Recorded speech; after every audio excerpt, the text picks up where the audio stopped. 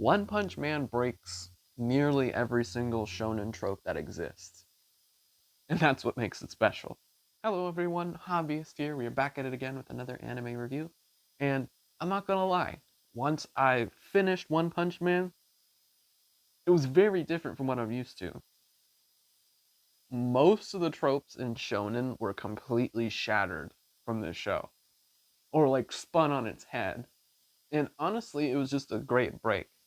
Because, first of all, Saitama has already completed his training arc and has more experience as a hero than Genos off to his left.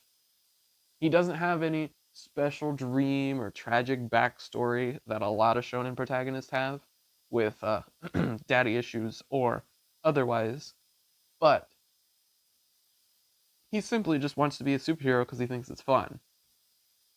That is not very typical of a shonen protagonist at all. Generally, they have a goal or a mission. So, the fact that this, right out of the gate, is Saitama's motive is something that is completely unexpected, but it offers a nice, refreshing take on an anime as a whole. The other thing is, Saitama is already the strongest character in his verse.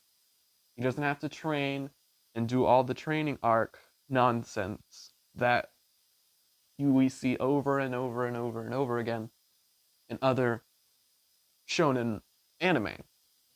There's no exam arc, there's no training arc. Saitama has already done all of that. He's already trained to become the strongest that he is. And his rival in Genos, who most would see as the rival archetype inside of shonen, isn't even the rival. He's strong, he's competent, but he plays second fiddle to Saitama. He is the one who's trying to catch up to Saitama and not the other way around. And I honestly think that the fact that the rival character is the one that's trying to work with the main character, again, is a completely different switch on the dynamic. There are a couple times where Genos even tries to fight Saitama, and then you just look and you're like, I'm pretty sure you don't want Saitama to go all out on you.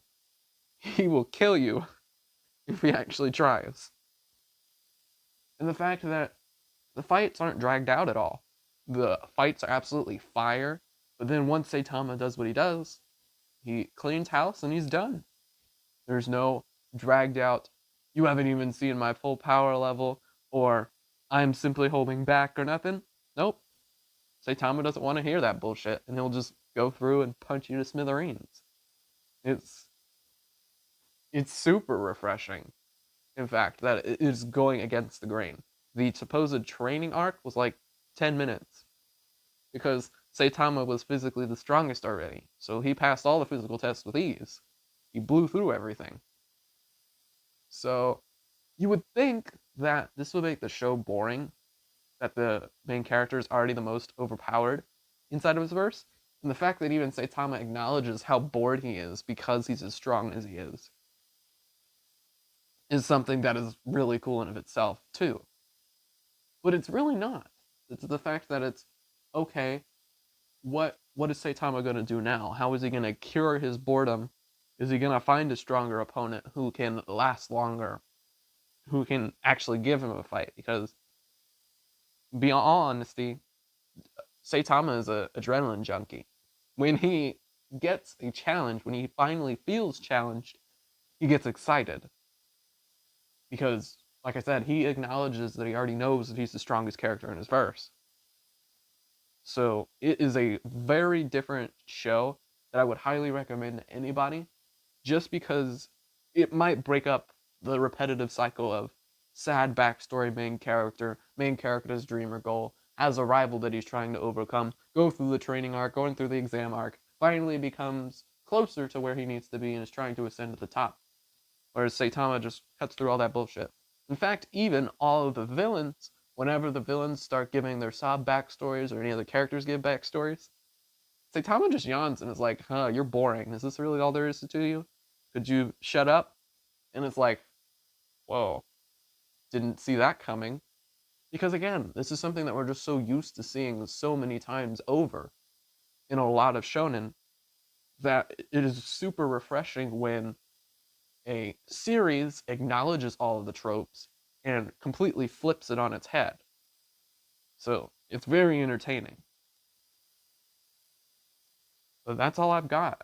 I might eventually get into season 2 of One Punch Man just to see what other stuff that it might come up with. But let me know your guys' thoughts. And make sure to hit that subscribe button as well. And leave a like if this is something that interests you. I would also love to see your guys' comments down below and let me know what you guys thought of the first season of One Punch Man.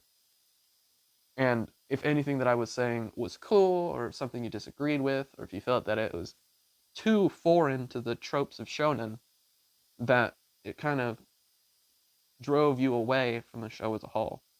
But otherwise, we'll see you guys in the next video.